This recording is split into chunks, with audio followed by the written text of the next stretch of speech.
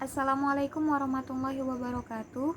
Kami dari kelompok 13 akan menyampaikan hasil diskusi kami tentang inovasi perencanaan pembelajaran PAI yang diampu oleh dosen Bapak Hairudin YM MPDI.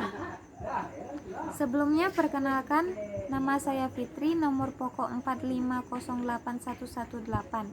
Saya sebagai pemateri pertama.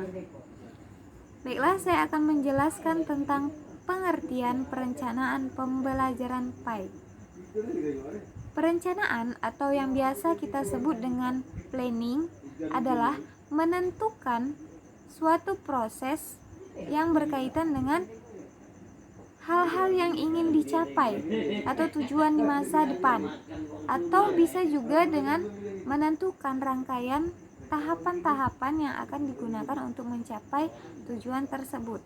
Sedangkan pembelajaran adalah hubungan timbal balik antara pendidik dan peserta didik, atau bisa juga dibilang dengan interaksi antara pendidik dan peserta didik, bisa juga interaksi antara peserta didik dengan peserta didik lainnya.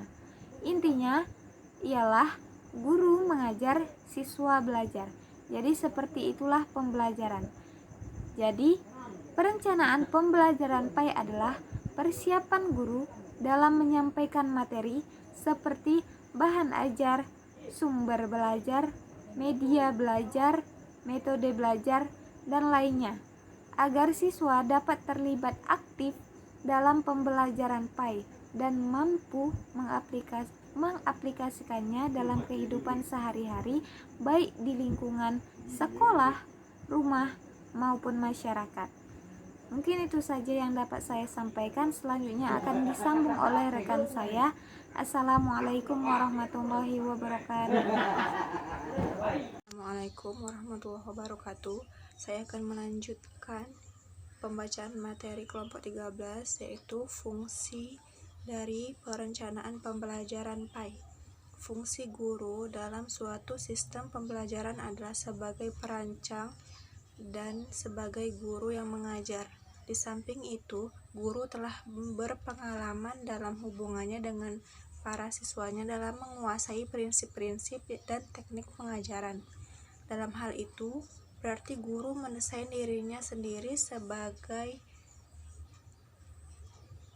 dalam rangka sistem belajar yang dikembangkannya. Perencanaan pembelajaran memainkan peranan penting dalam pelaksanaan pembelajaran yang meliputi rumusan tentang apa yang akan kita ajarkan pada siswa dan bagaimana cara mengajarkannya, dan seberapa baik siswa dapat menerapkan semua bahan ajar ketika siswa telah menyelesaikan proses pembelajaran. Kemudian ada perencanaan tersebut sangat penting bagi guru, karena kalau tidak ada perencanaan yang baik, tidak hanya siswa yang akan terarah dalam proses belajarnya, tapi guru juga tidak akan terkontrol dan bisa salah dalam proses belajar yang dikembangkannya pada siswanya. Adapun fungsi perencanaan pembelajaran PAI yaitu sebagai berikut.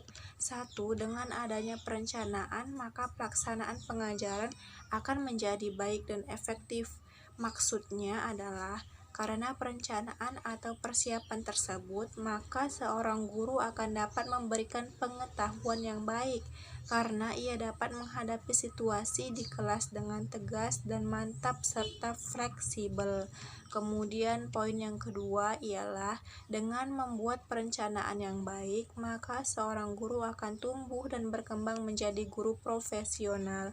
Maksudnya adalah karena dalam perbuatan perencanaan yang baik, maka seorang guru yang baik adalah berkat pertumbuhan dan perkembangan dari hasil dan pengalaman atau belajar yang kontinu, walaupun faktor-faktor bakat sangat menentukan.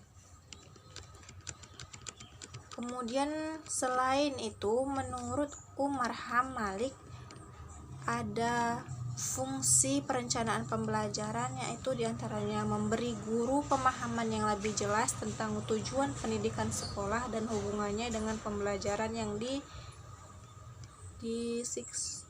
dilaksanakan siswa untuk mencapai tujuan tersebut. Kemudian yang kedua, membantu guru memperjelas pemikiran tentang sumbangan pembelajarannya terhadap pencapaian suatu pendidikan.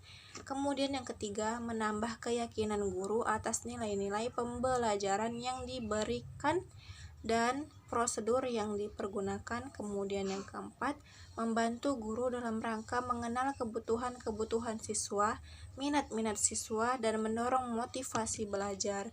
Kemudian yang kelima, mengurangi kegiatan yang bersifat trial dan error dalam mengajar dengan adanya organisasi yang baik dan metode yang tepat.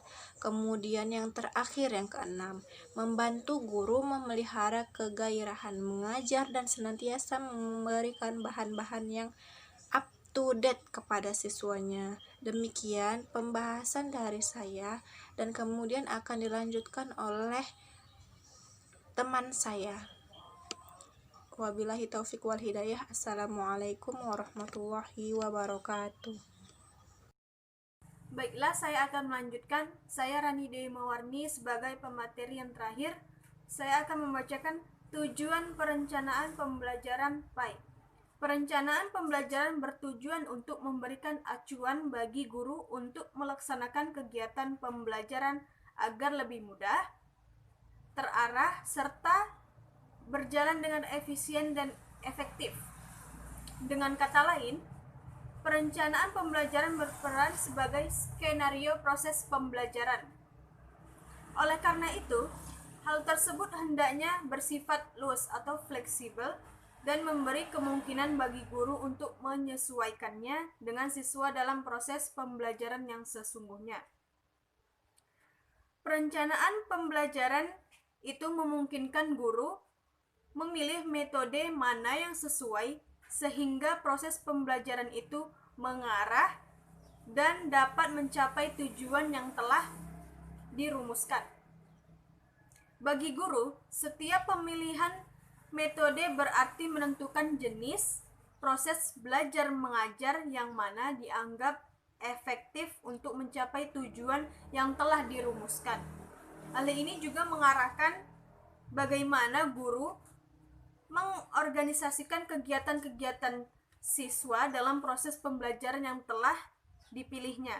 Dengan demikian, betapa pentingnya tujuan itu diperhatikan dan dirumuskan dalam setiap pembelajaran, agar pembelajaran itu benar-benar dapat mencapai tujuan sebagaimana yang tertuang dalam kurikulum. Maka tujuan yang paling mendasar dari sebuah perencanaan pembelajaran adalah sebagai pedoman atau petunjuk bagi guru serta mengarahkan dan membimbing kegiatan guru dan siswa dalam proses pembelajaran. Sekian, terima kasih dari saya.